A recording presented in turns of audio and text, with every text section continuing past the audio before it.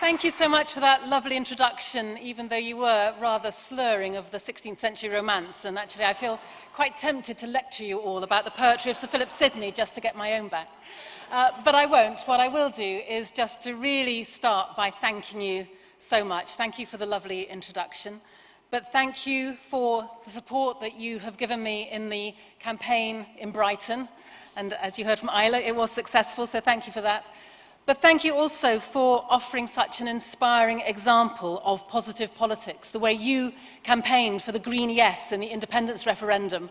I promise you, those of us watching that from south of the border were just watching in such admiration, such inspiration you gave us. Thank you so much for putting hope back into politics.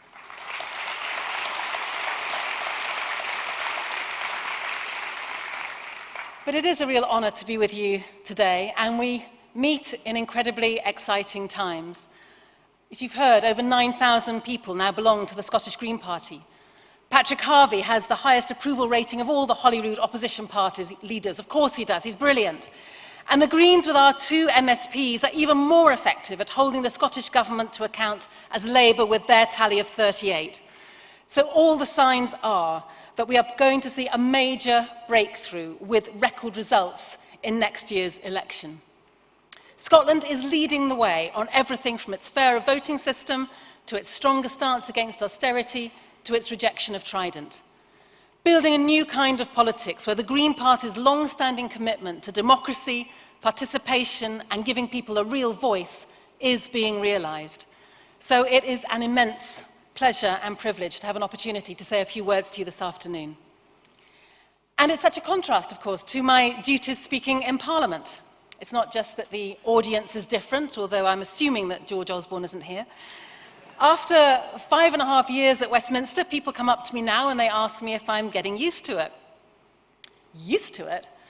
The weird and wonderful traditions that make it a cross between Hogwarts and a Gilbert and Sullivan comic opera, the barracking and routine dishonesty, the way lobbyists for the energy companies and the arms companies swan around as if they actually own the place. No, conference, I can reassure you that I have not got used to it and I have no intention of doing so.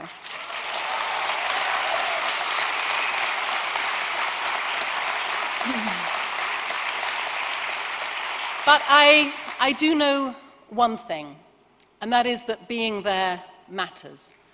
And it matters more than ever, because the challenges we face are greater than ever. Climate change is accelerating. The daily lives of millions are already being devastated by its consequences, and time is running out. So I want to take you momentarily away from the idiosyncrasies of Westminster and the grandeur of Glasgow to another former European capital of culture, Paris. Because in 8 weeks' time, the world's leaders will gather in Paris for the next round of international climate talks. Now, for more than 20 years, governments have been meeting at global conferences to talk endlessly about the crisis, and yet greenhouse gas emissions have continued relentlessly to rise. For those of us who remember Copenhagen and Kyoto, Lima and Nairobi, it's easy to be cynical. World leaders jet in. They fail to do a deal, they either then pretend that they've saved the world or they break down in bitter recrimination. So what will be different this time? Well, it being Paris, I'm sure the champagne will be properly chilled and the canapés second to none. But the fear is that, once again, our leaders will put their own short-term political interests above those of their citizens. Once again, that the main winners will be the corporations and their lobbyists. The stakes are high, and the obstacles even higher. We know that global corporations and governments won't easily give up the profits they reap through the extraction of coal and gas and oil. And yet, the brilliant 350.org tell us that just 90 companies, just 90, are responsible for 2/3 of recorded greenhouse gas emissions worldwide. Now, genuine responses to climate change, of course, threaten corporate power and wealth. They threaten free market ideology. They threaten the structures and subsidies that support and underwrite them. But resistance is fertile. And Paris is as much a beginning as it is an end. Because in 10 weeks' time, Paris will also be home to the world's largest non-violent direct action and civil disobedience. It will be home to a mass mobilization from global movements that aim to leave political leaders no other choice than to change everything. Paris will be a huge moment in history. But as Greens, we must remember that history is made not just in a day or a week, but by what happens before and after those big moments. How businesses, communities, campaigners, and social movements respond. The main issue on the table is not how much each individual country will pledge to cut emissions at one moment in time, because we already know what most of those pledges are, and we know that they will not, at the moment, be sufficient to keep temperatures below 2 degrees, never mind the 1.5 degrees that rightly is demanded by the more vulnerable countries. So that means that we must look to Paris for a framework to ensure that climate ambition will be seriously increased year on year, mechanisms for countries to scale up that level of ambition. And we need a long-term goal to show we're serious about the complete phase out of emissions and phase in of 100% renewable energy by 2050 at the very latest. So success in Paris and action to increase ambition thereafter is inextricably linked to domestic policies and politics. And as I'm sure you will have noticed, climate and clean energy policy in the UK is under unprecedented attack. We've had a raft of reckless policy announcements, from the generous tax breaks and taxpayer-funded propaganda propping up the fossil fuel industry, to solar cuts and policy U-turns sticking the knife into our own homegrown renewable energy sector. No wonder there's widespread condemnation on both economic and environmental grounds. Yet now is not the time to despair. Conference the Stone Age didn't end because we ran out of stone. It ended because we had a vision of how we could do things better. We've always said that yes, climate change is the greatest threat that we face, but it is an extraordinary opportunity as well if we get it right. Because with proper investment, here in Scotland, there's the potential to create 200,000 jobs in the renewable energy sector, in decommissioning, in energy efficiency. And so in and after Paris, we'll be articulating a vision of a fairer, more compassionate world, where energy is in people's hands, not the hands of giant corporations, and where it's powered by the sun and the wind and the waves. Now that positive vision of the future is what it means to be green today. And I am incredibly proud that the Scottish Green Party have steadfastly been taking that positive message to the heart of Holyrood.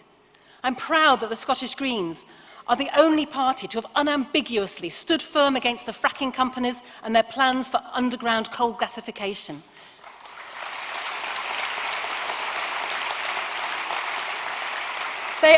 You are the only party brave enough to say unequivocally that the era of fossil fuels must end.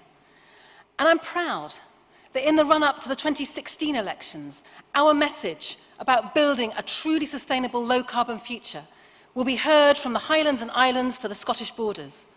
Because more than ever, we need a party that will be honest with the people, both about the depth of the problem, but also clear and committed about the solutions, prepared to show leadership and vision, to speak truth to power. That is what it means to be green today, and Conference, that's why this country needs the Scottish Green Party.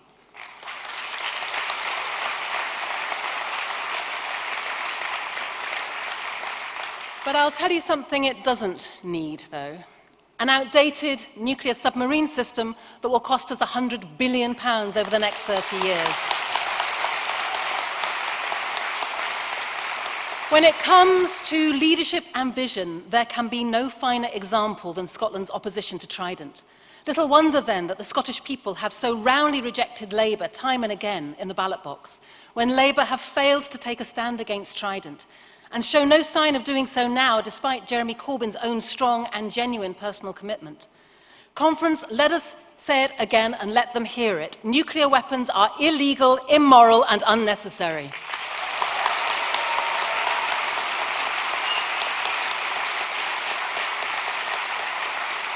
Because we know that nuclear weapons actually make us less safe. They divert major resources away from our main security threats, the real security threats that we face. And they stop us investing in the mix of tools that we really need in order to keep ourselves safe. The best deterrence of all is to work with other nations to solve global threats like climate change, like transnational trafficking in weapons and people and drugs. We need to be tackling the poverty and desperation that fuels conflict, hunger, and violence around the world. Nuclear weapons are a massive distraction from that. The defense case for nuclear does not stack up. But conference, as you know, the economic case does not stack up either. It is nothing short of obscene to even consider spending billions on Trident when the government is savagely slashing public spending, throwing people into poverty, driving homelessness, and taking away support from the people who are living with disabilities. Now, CND have published a wonderful report called People Not Trident, and it details what you could do with that 100 billion. It points out that investing that money wisely could create 2 million new jobs, compared to the 7,000 that would be created by replacing Trident. The money earmarked for Trident replacement could fully fund all A&E services in hospitals for 40 years. It could cover the building of 180 new state-of-the-art hospitals, or it could be used to employ 150,000 new nurses for the next 30 years. 100 billion invested in our young people's future could pay the tuition fees of over 4 million students. It could reinstate the educational maintenance allowance for 60 years. It could enable students to afford books and transport and college materials. It could build as many as 30,000 primary schools. 100 billion could pay for 15 million households to have solar panels installed. Now that's around 60% of the UK's homes. That would save each of those households an average of £800 a year. And while spending just 60 billion on insulating our housing stock, that would lift 9 out of 10 families currently living in fuel poverty, reducing their bills, reducing climate emissions, and creating hundreds of thousands of jobs as well. And of course, using Trident would be illegal. That's what the International Court of Justice has concluded about nuclear weapons based on international humanitarian law and the principle that says that you should never be using weapons that do not discriminate between civilians and military targets. Conference Trident renewal is being driven by anachronistic, outdated, and status-obsessed macho politicking. It is at odds with global commitments to nuclear disarmament, as well as being costly and irresponsible. And being green today means calling out this kind of posturing, sticking to our principles, the principles that people come before Trident and peace comes before proliferation.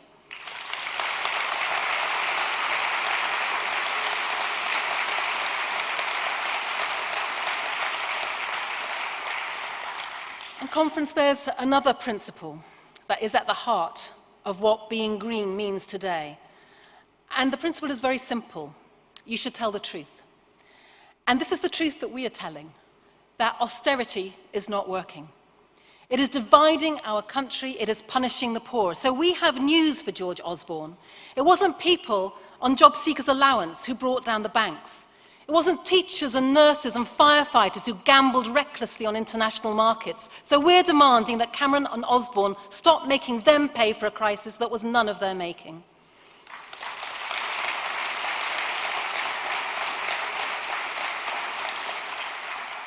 And just when we might have thought that things couldn't get any worse, just this week we've had the Conservative Party conference, and things are a lot worse. Theresa May's speech, that wicked speech, where she moved on from blaming the teachers and the nurses and the firefighters, now apparently very conveniently, the economic crisis is, of course, the result and the fault of refugees and those seeking a better life. Well, we've got a message for her too. It's not asylum seekers or low-paid migrants who traded in credit default swaps. It wasn't them who bailed out with billions of pounds of taxpayers' money, or who are now backing business as usual, collecting huge bonuses as if nothing ever happened. That was her own Tory party backers. And let's not forget that fully 76% of people did not vote for this government. They have no mandate for these savage cuts. They have no mandate for the ideological war on welfare, and we will fight them every step of the way.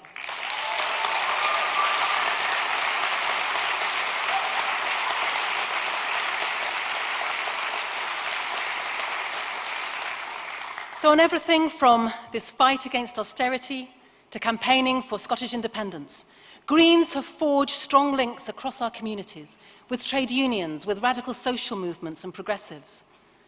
Openness and cooperation is at the heart of being a Green today, and we must continue to embrace those ideals. Because sometimes, and I really do hope you'll forgive my use of this term, we really are better together. And that's never more true than when it comes to Europe. And nor, of course, should we close our eyes to the facts of what is wrong with the European Union. There is too much power in the hands of the elite. There is too little democracy and accountability. Ordinary people do feel closed out from its decisions. But you know what? The same can be said for Westminster. Concentration of power, corruption, remoteness. And our response to that is not to say, let's do without Parliament. It's to say we must reform it. And the same can be said of the United Nations. You know, there are many things that the United Nations does not get wrong, but would the world really be better off if there were no international institutions trying, yes, failing much of the time, but trying to solve the world's problems? From the climate crisis to the refugee crisis, air pollution to workers' rights, consumer protection to hazardous waste, we face so many challenges that can only be tackled at a European level. So we need institutions where we can meet as Europeans and try and resolve those issues. And to recognise as well that much for which the EU is criticised is actually the responsibility of individual member states. Greece is, in the main part, suffering because of the intransigence of right-wing free market governments. TTIP, the deeply damaging transatlantic trade and investment partnership, is an extension of the free market logic that pervades all trade relationships negotiated by right-wing governments like our own and others across Europe. But some of the worst aspects of TTIP, like that investor-state dispute settlement mechanism that will allow private companies to sue democratically elected governments, some of those elements are already in bilateral trade agreements that the UK is negotiating right now. So the idea that we're going to be safe from those if we come away from Europe is simply misguided. The way we can free Europe from the forces of globalization and elitism is not by walking away, but by fighting at the ballot box at the general election in every member state across the European Union. Thank you. Because as Greens, we are committed to the principle of the EU and EU solidarity, to working internationally on the shared issues we face, to making Europe better from within, putting social and environmental justice at its heart. Now, from Obama's first election to the Arab Spring, from Spain to Greece, from Scotland to the Green Surge and now Corbynism, politics is increasingly defined by waves of energy that swell up seemingly from nowhere and coalesce around people and parties and decisions. These waves are not, sadly though, the monopoly of those who believe in a better world. The future can also be more brutish and authoritarian if we let it. But we will not sit by and let that happen. Being a Green today means trying to shape the future for the good of all. The creation of platforms and spaces and spheres in which people can collectively change the world. From workplace democracy and self-management to civic engagement and generating our own community renewable energy. During the referendum campaign last year, we had a glimpse of what that might look like.